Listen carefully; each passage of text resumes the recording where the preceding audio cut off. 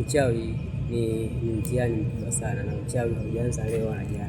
Uchawi ulianza tangu kipindi hicho cha Nabii Suleiman, na uchawi ulifundishwa na malaika. Kuna malaika walikuja wakafundisha uchawi, kwa sababu uchawi uchawi hujatokea wenyewe tu, ila uchawi ni mtihani ambao watu wamepewa, na watu walifundishwa. Nabii Suleiman alifundishwa uchawi ili kwa ajili aweze kujua tu, yani aweze kujua kwamba watu wanarogaje na kuwaje, kwa nini watu wanaroga na nini, lakini hakufundishwa uchawi ili aroge watu, ili kuroga watu. Alifundishwa ili ajue, kwa sababu kutafuta yani kama katika sema kutafuta elimu, na uchawi huwa ni mtihani yeah. Kwa hiyo uchawi walifundishwa zamani sana, haujaanza juzi, ulianza zamani tangu kipindi cha Nabii Suleiman ndio uchawi ulikuja kufundishwa yeah. Lakini kuna watu wengine wanasema si kuna karatasi mmoja si malaika walikimbia nayo, watu waongo. Lakini ukweli kabisa ni kwamba uchawi ulifundishwa tangu kipindi cha Nabii Suleiman, na waliofundisha uchawi ni malaika wawili wanaitwa Haruta na Maruta. Na haya sio maneno yangu, ni maneno ambayo yako katika Surati Bakara aya 102. Inaanza hivi: wattabau matatu shayatin ala mulki Suleiman wama kafara Suleiman walakinna shayatina kafaru yuallimuna an-nasa sihra wama unzila ala al-malaikaini bibabil Haruta wa Maruta. Kwa hiyo ni Haruta huyu na Maruta ndio walikuja kufundisha nini?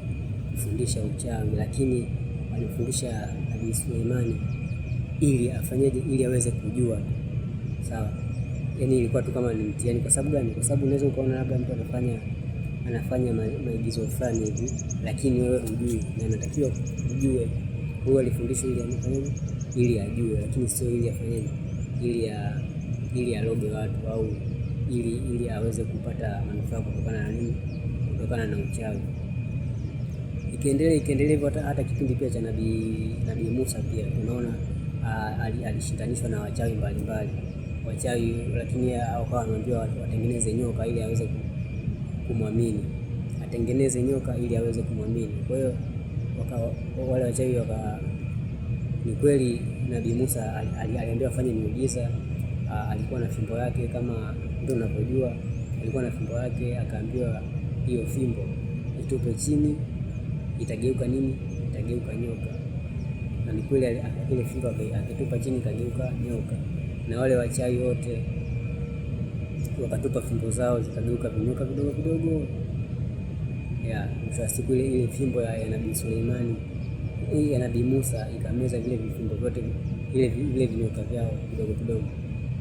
Kwa hiyo pale uchawi ukao unaendelea hivyo mpaka sasa hivi. Kuna mtu mwambie kitu kuhusu uchawi, yani yeye yani kwenye uchawi mwambie kitu kabisa, yani akipata kuna tatizo lolote kwenye uchawi, kwenye ramli, huwezi kumwambia kitu chochote. Anadhani uchawi ulipewa kwa ajili ya kupata manufaa, lakini si kwa ajili hiyo. Ni kwa ajili ya nini?